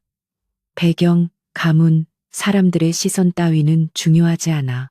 중요한 건 내가 당신 없이는 안 된다는 거야. 지난 몇 달간 칠흑 같은 어둠 속에 누워 있을 때 나를 잡아준 건 유일하게 당신 손이었어. 당신이 떠나면 나는 다시 그 어둠 속으로 돌아가는 거야. 나를 또 식물인간으로 만들 셈이야. 그의 애절한 고백에 서연의 눈시울이 붉어졌다. 태주는 서연을 일으켜 세워 꽉 끌어안았다. 도망가지 마. 내 옆에 있어. 당신이 원한다면 회장 자리도 다 버릴 수 있어. 그러니까 제발 떠난다는 말만 하지 마. 태준의 심장 박동이 서연의 가슴에 전해졌다. 그것은 거짓 없는 진심이었다. 서연은 그제야 깨달았다. 자신이 두려워했던 것은 세상의 시선이 아니라 사랑받는 것에 익숙하지 않은 자기 자신이었다는 것을. 서연은 태준의 등을 마주 안으며 작게 속삭였다. 알았어요. 안 갈게요. 대신 조건이 있어요. 태준이 급히 물었다. 뭐든지 말해. 다 들어줄게. 서연은 눈물을 닦으며 피식 웃었다. 정식으로 데이트해요. 우리. 결혼식도 없이 팔려와서 간병만 했지. 연애다운 연애는 한 번도 못 해봤잖아요. 억울해서라도 그냥은 못 살겠어요. 태준의 얼굴이 환하게 밝아졌다. 그거라면 자신 있지. 오늘 당장 시작해. 그는 곧바로 비서실에 전화를 걸어 오후 스케줄을 모조리 취소시켰다. 김 비서, 오늘 이후로 찾지 마. 회사에 불이 나도 전화하지 마라. 전화를 끄는 그는 서연의 손을 이끌고 사무실을 나섰다. 직원들이 놀란 눈으로 쳐다봤지만 태주는 아랑곳하지 않고 당당하게 아내의 손을 잡고 걸었다. 두 사람의 첫 데이트 장소는 태준이 소유한 프라이빗 요트 선착장이었다. 붉은 노을이 지는 한강 위로 하얀 요트가 미끄러지듯 나아갔다. 시원한 강바람이 두 사람의 머리칼을 흩날렸다. 태주는 서연을 갑판으로 이끌었다. 준비된 테이블에는 촛불과 와인, 그리고 서연이 좋아하는 요리들이 차려져 있었다. 너무 과한 거 아니에요? 서연이 웃으며 묻자 태주는 어깨를 으쓱했다. 내 아내와의 첫 데이트인데 이 정도는 기본이지. 와인잔이 부딪히며 맑은 소리를 냈다. 두 사람은 지난 시간 동안 하지 못했던 많은 이야기를 나누었다. 서로의 어린 시절, 꿈, 그리고 상처받았던 기억들. 가면을 벗어던지고 인간 강태준과 인간 한서연으로서 마주하는 시간이었다. 태준은 겉보기에 차가워 보였지만 사실은 누구보다 외로움을 많이 타는 사람이었고 서연은 겉으로는 강해 보였지만 따뜻한 위로가 필요한 사람이었다. 밤이 깊어지자 서울의 야경이 강물 위에 보석처럼 반짝였다. 태준은 서연의 어깨에 겉옷을 덮어주며 백허그를 했다. 따뜻한 체온과 은은한 향수 냄새가 서연을 감쌌다. 고마워, 서연아, 나한테 와줘서. 그리고 날 포기하지 않아줘서. 태준의 낮은 목소리가 귓가를 간지럽혔다. 서연은 그의 팔에 손을 얹으며 대답했다. 저도 고마워요. 제 진짜 가치를 알아봐줘서. 태준은 서연을 돌려세워 마주 보았다. 달빛을 받은 그의 얼굴은 숨막히게 아름다웠다. 그는 천천히 고개를 숙여 서연의 입술에 입을 맞췄다. 처음의 계약 키스와는 달랐다. 부드럽고 조심스럽고 깊은 애정이 담긴 입맞춤이었다. 서연은 눈을 감고 그에게 온전히 몸을 맡겼다. 세상의 모든 소음이 사라지고 오직 두 사람의 숨소리와 강물 소리만이 존재하는 것 같았다. 요트 데이트를 마치고 돌아오는 차 안, 서연은 피곤했는지 태준의 어깨에 기대 잠이 들었다. 태준은 신호 대기 중에 그녀의 잠든 얼굴을 사랑스럽게 바라보았다. 그는 다짐했다. 이 여자를 평생 지켜주겠노라고. 어떤 시련이 닥쳐와도 다시는 그녀를 혼자 두지 않겠다고. 그의 손이 조심스럽게 서연의 손을 깍지 껴 잡았다. 저택에 도착했을 때 서연이 부스스 눈을 떴다. 다 왔어요? 태주는 그녀를 공주님 안기 자세로 번쩍 들어 올렸다. 피곤할 텐데 걷지 마. 서연이 부끄러워하며 내려달라고 했지만 태주는 콧노래까지 부르며 그녀를 안고 침실로 향했다. 고용인들이 그 모습을 보고 입을 가리며 웃었지만 태주는 오히려 보란 듯이 당당했다. 이제 이 저택은 더 이상 차가운 감옥이 아니었다. 사랑이 넘치는 신혼집이었다. 침실에 들어와 태주는 서연을 침대에 눕혔다. 그는 서랍에서 작은 벨벳 상자를 꺼냈다. 이거 주려고 준비했어. 상자 안에는 심플하지만 우아하게 빛나는 다이아몬드 목걸이가 들어있었다. 펜던트 뒤에는 My Savior, My Love라는 문구가 새겨져 있었다. 태주는 서연의 목에 목걸이를 걸어주었다. 이건 족쇄야. 이제 넌 영원히 강태준의 여자라는 증표지. 서연은 목걸이를 만지작거리며 눈시울을 붉혔다. 너무 예뻐요. 근데 족쇄라니 말이 너무 심한 거 아니에요? 그녀가 짐짓 토라진 척하자 태주는 짓궂게 웃으며 침대 위로 올라왔다. 싫으면 반품하든가. 근데 반품 불가야. 두 사람은 아이처럼 장난치며 웃었다. 그 웃음소리가 넓은 방을 가득 채웠다. 그날 밤 두 사람 사이에는 더 이상 베개로 만든 벽이 존재하지 않았다. 서로의 체온을 나누며 꼭 껴안고 잠이 들었다. 서연은 꿈속에서도 행복했다. 내일 아침에 눈을 뜨면 옆에 사랑하는 사람이 있다는 사실이 그녀를 안심시켰다.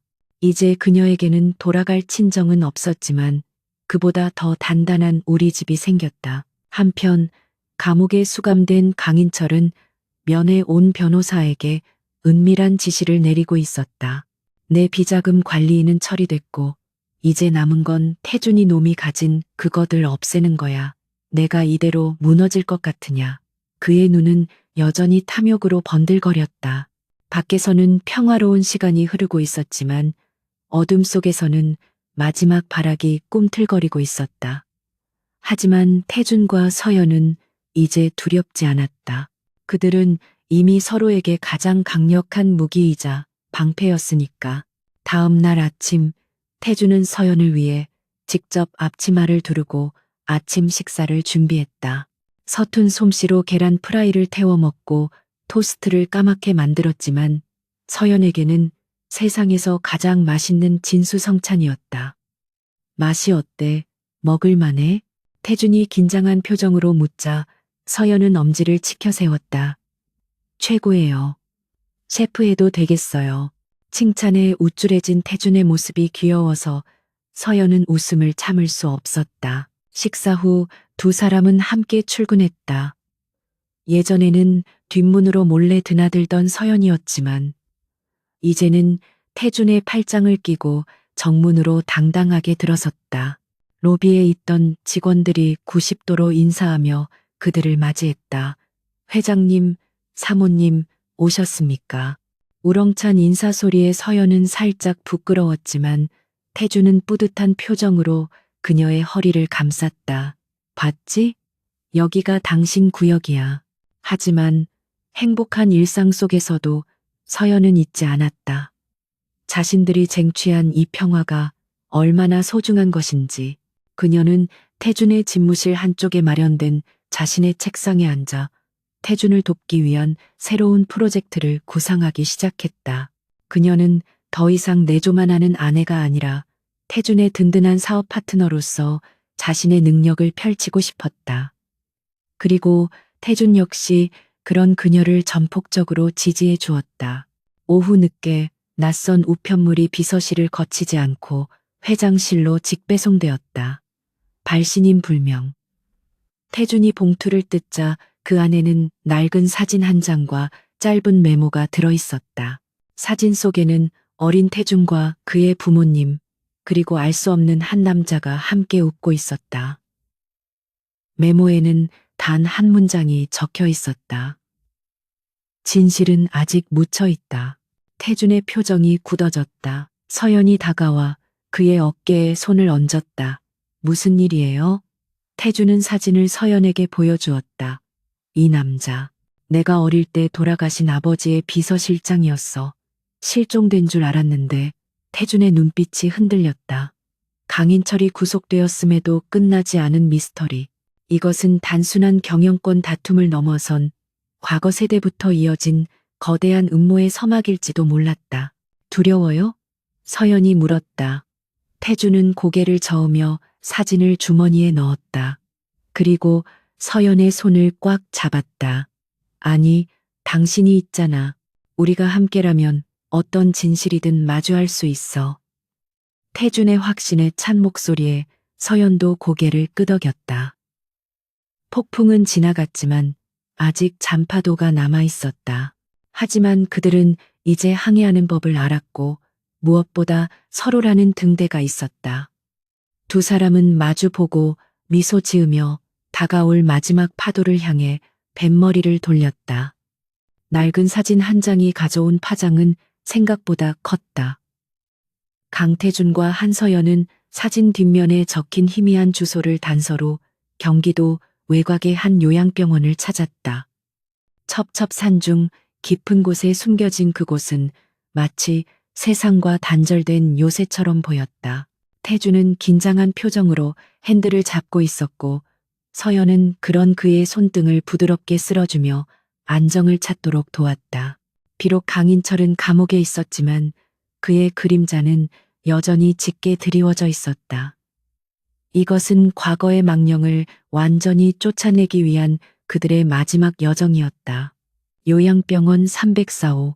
그곳에는 사진 속의 남자였던 전 비서실장 최동훈이 누워 있었다. 병색이 완연한 그는 태준을 보자마자 눈물을 흘리며 떨리는 손을 뻗었다. 도련님, 살아계셨군요. 제가 이 날만을 기다렸습니다. 최동훈의 입에서 나온 진실은 충격적이었다. 20년 전 태준 부모님의 교통사고 역시 단순 사고가 아니라 강인철이 사주한 계획 살인이었다는 것.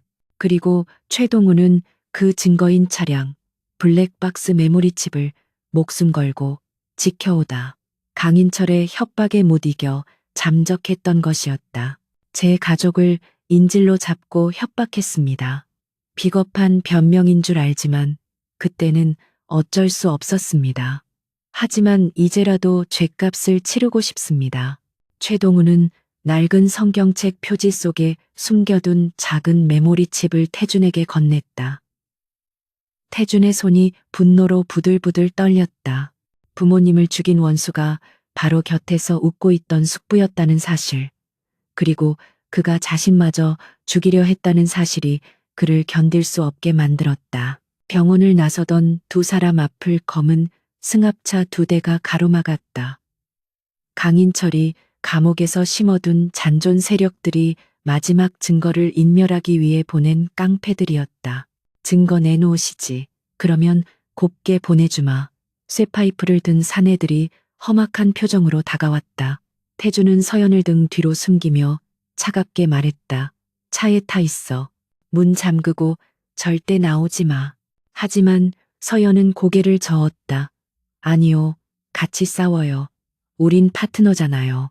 그녀는 차 안에서 호신용 스프레이를 꺼내 들었고 태준의 핸드폰으로 이미 경찰의 위치 추적 신고를 마친 상태였다. 태준은 피식 웃으며 넥타이를 풀어 손에 감았다. 역시 내 아내야. 그럼 5분만 버텨보자고. 싸움은 치열했다. 태준은 재활 훈련으로 다져진 몸놀림으로 상대의 급소를 정확히 타격했다. 깡패 하나가 서연 쪽으로 달려들자 서연은 주저없이 호신용 스프레이를 얼굴에 분사하고 다리를 걸어 넘어뜨렸다. 어딜 감히. 그녀의 당찬 모습에 태준은 감탄할 틈도 없이 날아오는 주먹을 피하며 반격했다. 두 사람은 서로의 등을 지키며 필사적으로 저항했다. 마침내 멀리서 사이렌 소리가 들려오자 당황한 깡패들은 뿔뿔이 흩어져 도망치기 시작했다. 경찰차가 도착했을 때 태준과 서연은 흑투성이가 된 옷을 입고 거친 숨을 몰아쉬고 있었지만 서로를 바라보는 눈빛만은 승리감으로 빛나고 있었다. 태준은 서연을 와락 끌어안았다. 다친 데 없어? 무모하게 왜 그랬어? 그의 꾸중 섞인 걱정에 서연은 웃으며 대답했다. 당신 혼자 두는 게 더 무서우니까요. 최동훈의 증언과 메모리칩은 결정적인 증거가 되었다. 재판부는 강인철에게 살인교사 및 횡령 혐의로 무기징역을 선고했다. 법정에서 끌려나가며 악을 쓰는 강인철을 보며 태주는 비로소 20년간 가슴을 짓누르던 무거운 돌덩이를 내려놓을 수 있었다. 부모님의 원한을 갚고 자신의 삶을 옥죄던 사슬을 끊어낸 순간이었다.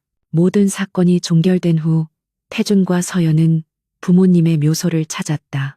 화창한 가을 하늘 아래 국화꽃 향기가 은은하게 퍼졌다. 태준은 묘비 앞에 서서 오랫동안 침묵했다. 서연은 조용히 그의 곁을 지키며 손을 잡아주었다. 아버지, 어머니, 다 끝났습니다. 그리고 저 결혼했습니다. 이 사람이 저를 구원해 준 사람입니다. 태준의 목소리는 떨렸지만 평온했다. 서연도 묘비를 향해 깊이 고개를 숙였다. 안녕하세요, 아버님, 어머님. 며느리 한서연입니다. 태준 씨 외롭지 않게 제가 평생 옆에서 지킬게요. 걱정 마시고 편히 쉬세요. 그녀의 따뜻한 인사에 바람이 부드럽게 불어와 두 사람을 감쌌다. 마치 부모님이 그들의 결혼을 축복해주는 듯한 느낌이었다. 에필로그 2년 후 태성그룹 창립 50주년 기념 파티가 열리는 호텔 그랜드 볼룸은 정재계 인사들로 가득 찼다. 화려한 샹들리에 아래 턱시도를 입은 강태준과 에메랄드빛 드레스를 입은 한서연이 등장하자 사람들의 시선이 집중되었다. 그들은 이제 명실상부한 대한민국 최고의 파워 커플이었다. 서연은 태성재단의 이사장으로서 소외된 이웃을 돕는 자선 사업을 이끌며 존경받는 인물이 되어 있었다. 오늘따라 더 아름다운데, 한 이사장님. 태준이 샴페인 잔을 건네며 속삭였다. 서연은 눈을 흘기며 웃었다. 회장님도 오늘 꽤 멋지시네요. 아까 잡지사 인터뷰하는 거 봤어요. 아내 바보라는 별명이 괜히 붙은 게 아니더라고요.